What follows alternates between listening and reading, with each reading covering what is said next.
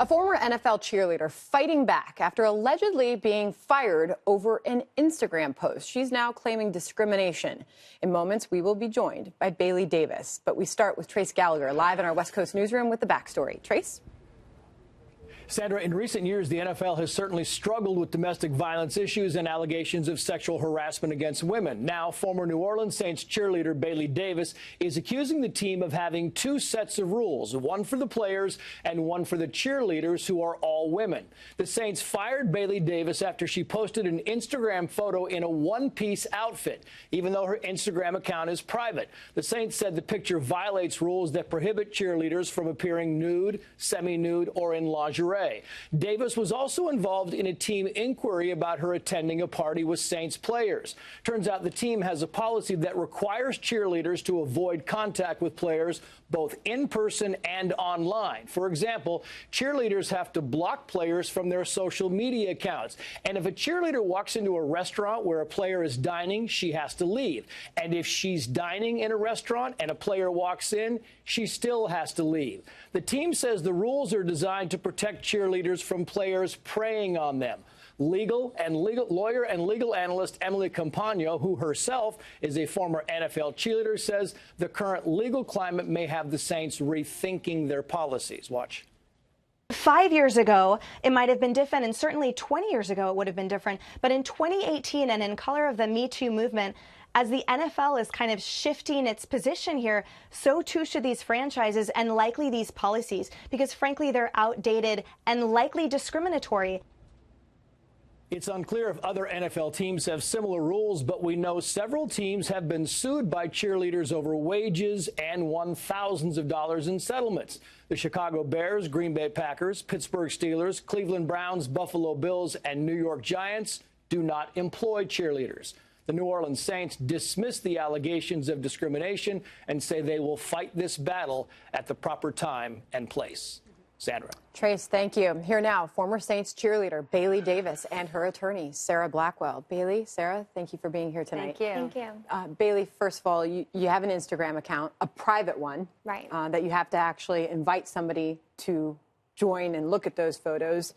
So you think you're only sharing this with a certain group of people. You post a picture, I believe it's a one-piece swimsuit, and what happens next? After I posted it, I was immediately called into HR, and they fired me as soon as I sat down. They said it was distasteful, it violated our code of conduct, and I had a dirty face, which made it seductive, and I was inviting players to contact me. Were these rules that you were made aware of beforehand? No, the social media rules were not in place at the time. All of our accounts were open. They were not private. They were not made private until I was accused of being at a party with a player, and they asked me how the players were able to find me, and I suggested maybe, you know, Instagram, sometimes they'll message us, and they said it was immediately my fault. I had to make my account private so they couldn't find me. Sarah, what's the case that you're making here? Well, it's gender discrimination on two rules. Basically, the NFL players are allowed to contact them. They have no prohibitions in contacting the cheerleaders, texting them, messaging them, being in the same location as them.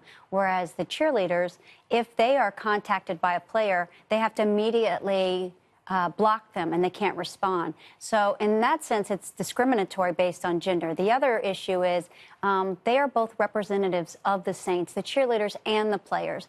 And because of that, they should be able to post on Instagram equally the same way. So the players get to use their outfits, their Saints outfits for the profile picture. They can say we're a Saints football player.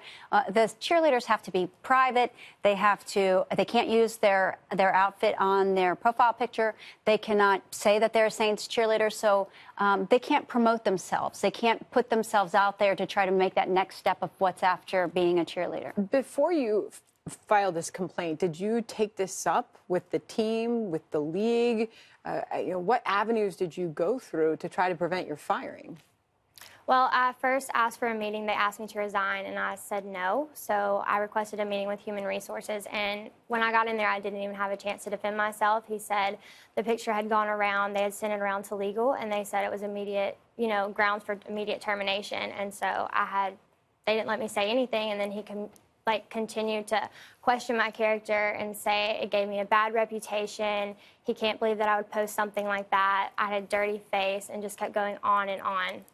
And I know that you believe that you should be treated like NFL personnel. Should she be legally treated under NFL rules, which prohibits any form of unlawful discrimination in employment based on an individual's race, color, religion, sex, national origin, age, disability, sexual orientation? I mean, we can read through the rules there. Yeah, she is bound by those. She's had to sign that she is bound by several of the NFL rules. That's why this complaint is against both the NFL and the Saints. That the NFL have rules that apply to only players, and they have rules that apply to all other people and sometimes even players. So yes, they apply, and the discrimination.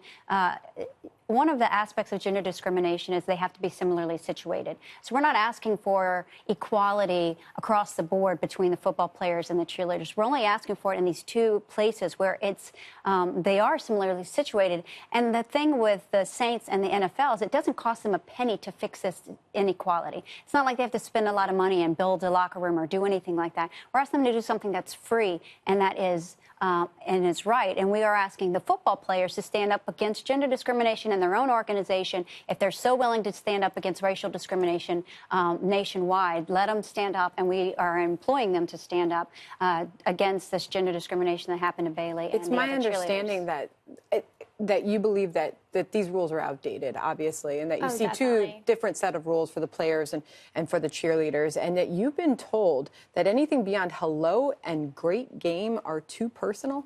Yes, anything past that is considered fraternization. Whether you're texting them or sleeping with them, they said they don't care. It's the same. And I think about the pictures that you see of the NFL players on social media and that get put out into the media where they could be out and about, and it's definitely with women clad and things much less than what you had on. So where do you think this goes from here? What do you want to see happen? I want to see equal rules for both of us. We're both professional athletes. We've worked hard to be professional dancers, just like they have to be professional athletes, and especially that there's a double standard. Thank you for coming on and telling your story tonight. I know a lot of people are following that. Thank All you. the best to you.